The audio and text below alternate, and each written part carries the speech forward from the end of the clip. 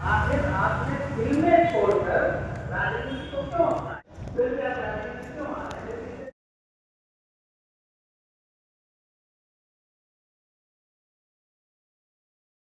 आप तो श्रोता अच्छे हैं, मैं तो समझ रहा था ये सब कवि बहुत अच्छे हैं। देखिए, मेरा संकट ये है, मैं कोई इन सबसे अच्छा कवि नहीं हूँ।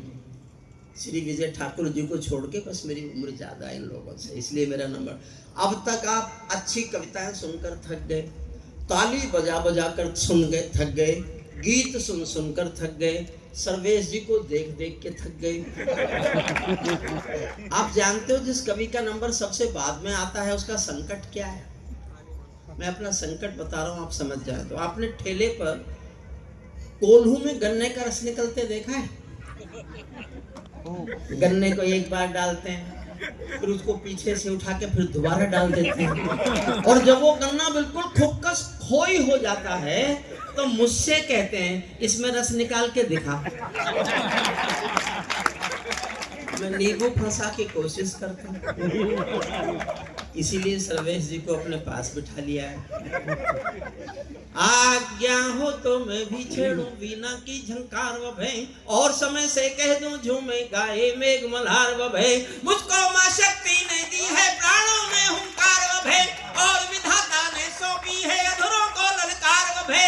मैं तो मां वीणा पानी से केवल ज्ञान मांगता हूँ, जनगण मन की पीड़ा गाने का वरदान मांगता हूँ, जनगण मन की पीड़ा गाने का वरदान।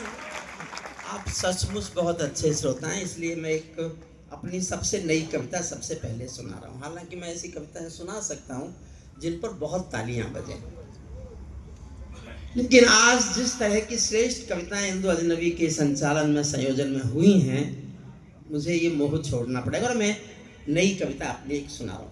कविता की चौथी पंक्ति में कविता का शीर्षक है, देखिए ये एक तरह से आश्रम नहीं है, मेरे लिए मंदिर है। और इस मंदिर में देखिए, मुझे ये कहने में कोई संकोच नहीं है कि मैं हिंदी का व्यक्ति नहीं हूँ। हिंदी का कवि मैं संयोग से बना। मैं जेपी के आंदोलन की कोख से पैदा हुआ कवि हूँ। जेपी आंदोलन की कोख से दो चीजों ने जन्म लिया, एक जनता पार्टी ने और एक हरिओम पंवार ने। जनता पार्टी का मुझे पता नहीं कहाँ है, हरिओम पंवार पूज्य स्वामी जी के चरणों में बैठ के इस मुमुक्ष आश्रम में कविता पाठ कर रहा है। तो मैं संयोग से कवि बना, इसलिए मेरी कविताओं में पैमाना लेके कोई बैठेगा विद्वान विजय ठाकुर जी जैसा तो गलतियां भी निकाल सकता है। चौथी लाइन मेरी कविता का शीर्षक है, उसको सुनकर आपको तय करना है कि ये विषय आपको सुनना है कि नहीं सुनना।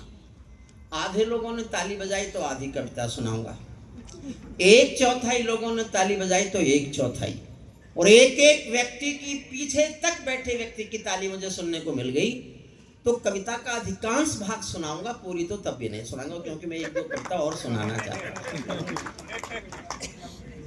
ये विस्फोटक, ये कोई मैं जानता हूँ जो लोग अभी आ रहे हैं, मैं उनका धन्यवाद करता हूँ। मैं पहला कवि हूँ। नहीं, आप ठीक समय आए, आपको मालूम था कि मैं इसी समय आऊंगा। बच गए सर्वेश से।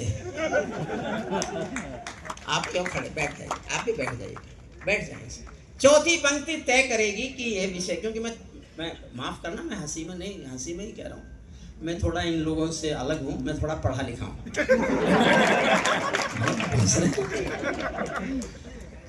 सुनिए, पैरों में अंगारे बांधे, सीने में तूफान भरे। चौथी पंक्ति पर तय करके बताना। पैरों में अंगारे बांधे, सीने में तूफान भरे, आंखों में दो सागर आंजे, कई हिमालय शीश धरे। मैं धरती के आंसू का संतरास नहीं तो क्या गाऊं, मैं धरती के आंसू का संतरास नहीं तो क्या गाऊं, खूनी तालिबानों का इतिहास नहीं तो क्या गाऊं, खूनी। सल्यूट आपको, सल्यूट।